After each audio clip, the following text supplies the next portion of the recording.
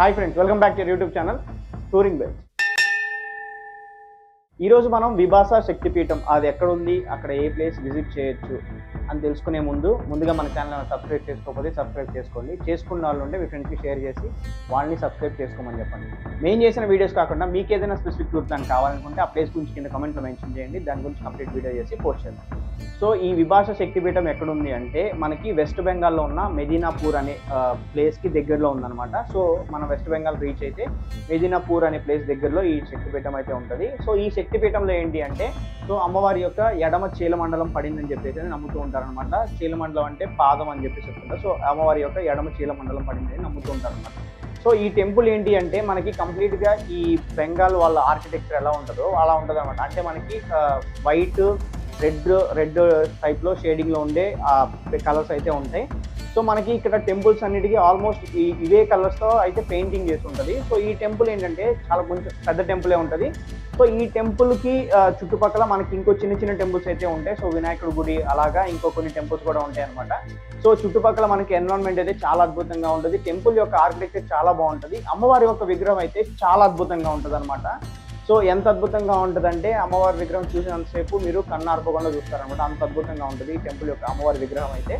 So మనం ఈ temple మనం సందర్శించుకున్న తర్వాత మన నెక్స్ట్ స్పాట్ ఏంటి అంటే జర్గ్రామ్ ప్యాలెస్. సో ఈ ప్యాలెస్ చాలా పాత ప్యాలెస్ అనమాట. సో చాలా పురాతనమైంది. ఈ ప్యాలెస్ అయితే కన్స్ట్రక్షన్ చాలా అద్భుతంగా ఉంటుంది. దాని యొక్క స్ట్రక్చర్ కూడా చాలా యూనిక్గా ఉంటుంది అనమాట.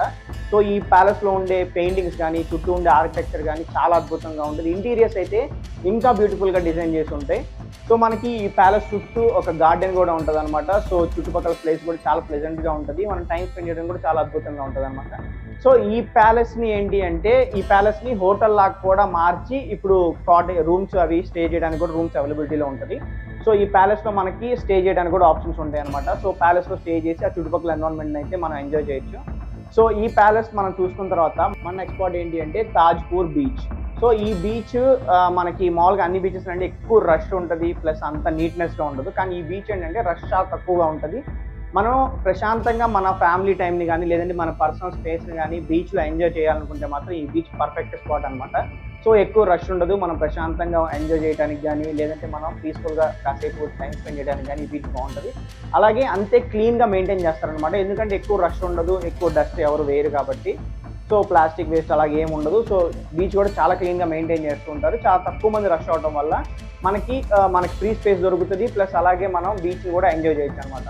సో మనకి పర్సనల్ స్పేస్ కావాలి, ఫ్రీగా ఎంజాయ్ చేయాలనుకున్న వాళ్ళు ఖచ్చితంగా ఈ ప్లేస్ విజిట్ చేయండి. మీకు నచ్చిన టైం స్పెండ్ చేయొచ్చు, ఫ్రీగా ప్రశాంతంగా ఉంటుంది. సో మన పర్సనల్ లైఫ్ ఎంజాయ్ చేయొచ్చు, మన ఫ్యామిలీ లైఫ్ కూడా ఎంజాయ్ చేయొచ్చు అనమాట. చాలా బ్యూటిఫుల్గా ఉంటుంది ఈ ప్లేస్. సో మనం ఈ బీచ్ ఎక్స్ప్లోర్ చేసిన తర్వాత మన నెక్స్ట్ స్పాట్ ఏంటి అంటే తామ్లుక్ రాజ్బరీ ప్యాలెస్. సో ఈ ప్యాలెస్ కూడా చాలా పెద్ద ప్యాలెస్ అనమాట. సో మనకి ఈ ప్యాలెస్ చూడడానికి అయితే చాలా అద్భుతంగా ఉంటుంది. ఇంటీరియర్స్ అయితే ఇంకా అద్భుతంగా ఉంటాయి. సో ఈ ప్యాలెస్ యొక్క పెయింటింగ్స్ కానీ దీని యొక్క ఆర్కిటెక్చర్ కానీ దీని డిజైనింగ్ కానీ దీని లోపల ఉండే ఒక ఆర్కిటెక్చర్స్ లేదంటే శిల్పాలు కానీ వీటిని చెక్కిన విధానం కానీ ఇది చాలామంది చాలా ఎక్కువ టైం స్పెండ్ చేసి కట్టిన ప్యాలెస్ అని చెప్తుంటారు అనమాట. సో ఈ ప్యాలెస్ చుట్టూ కూడా మనకి గార్డెన్ కానీ చుట్టుపక్కల ప్లేసెస్ కూడా చూడడానికి అయితే చాలా అద్భుతంగా ఉంటాయి. సో మన ఈ ప్యాలెస్ని ఒకసారి మొత్తం ఇంటీరియర్ అంతా మనం చూడొచ్చు. ప్యాలెస్ లోపల ఏంటి అంటే ఆ కాలం రాజులకు సంబంధించినవి కూడా ఉంటాయి అనమాట. వాళ్ళ పెయింటింగ్స్ కానీ లేదంటే వాళ్ళు వాడిన వస్తువులు కానీ ఈ ప్యాలెస్ లోపల అయితే మనం చూడొచ్చు. సో మనం ఈ ప్యాలెస్ కూడా విజిట్ చేసుకున్న తర్వాత మన నెక్స్ట్ స్పాట్ ఏంటి అంటే చిల్కీగర్ కనకదుర్గ టెంపుల్ అనమాట. సో ఇక్కడ మనకి ఈ వెస్ట్ బెంగాల్ కానీ ఈ బెంగాల్ సైడ్ ఎక్కువ అమ్మవారిని ఎక్కువ కొలుస్తూ ఉంటారు. సో అలాగే ఈ టెంపుల్ కూడా చాలా ఫేమస్ టెంపుల్ అనమాట. సో చాలా మంది జనాలు అయితే వస్తూ ఉంటారు అనమాట. సో ఇక్కడ దసరా నవరాత్రుల టైంలో కానీ అమ్మవారికి సంబంధించిన పండుగల టైంలో ఇక్కడ చాలా గ్రాండ్గా సెలబ్రేట్ చేస్తారనమాట. సో ఎంత గ్రాండ్గా సెలబ్రేట్ చేస్తారంటే మనకి రథోత్సవాలు కానీ లేదంటే జాతరలో మనకి ఇక్కడ చేసినప్పుడు ఎంత గ్రాండ్గా సెలబ్రేట్ చేస్తారు అంతకంటే గ్రాండ్గా సెలబ్రేట్ చేస్తారనమాట. సో చాలా ఎక్కువ మంది జనాలు అయితే వస్తూ ఉంటారు. మొక్కుబళ్ళు చెల్లించుకోవడం కానీ చుట్టుపక్కల లైటింగ్స్ కానీ దీపాలు కానీ పూజలు కానీ చాలా బాగా చేస్తారు.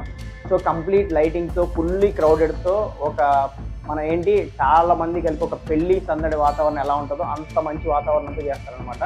సో చాలామంది పీపుల్స్ అయితే ఇక్కడికి వస్తూ ఉంటారు ఆ టైంలో. సో ఆ టైంలో మనం అంత క్రౌడ్లో మనం అంతగా టెంపుల్ మనం చూడలేము, లేదంటే మనం అంత క్రౌడ్లో ఉంటే కొంచెం ఇబ్బందిగా ఉంటుంది. కాబట్టి లేదు మేము క్రౌడ్లోనే ఆ ఫీల్ని మేము ఎంజాయ్ చేయాలనుకుంటే మాత్రం ఆ ఉత్సవాల టైంలో ఖచ్చితంగా విజిట్ చేయండి, చాలా అద్భుతంగా ఉంటుంది. లేదు జస్ట్ టెంపుల్ విజిట్ చేసుకోవాలనుకుంటే మనకి నార్మల్ టైంలో అయితే టెంపుల్ వెళ్ళి విజిట్ చేసుకొని రావచ్చు.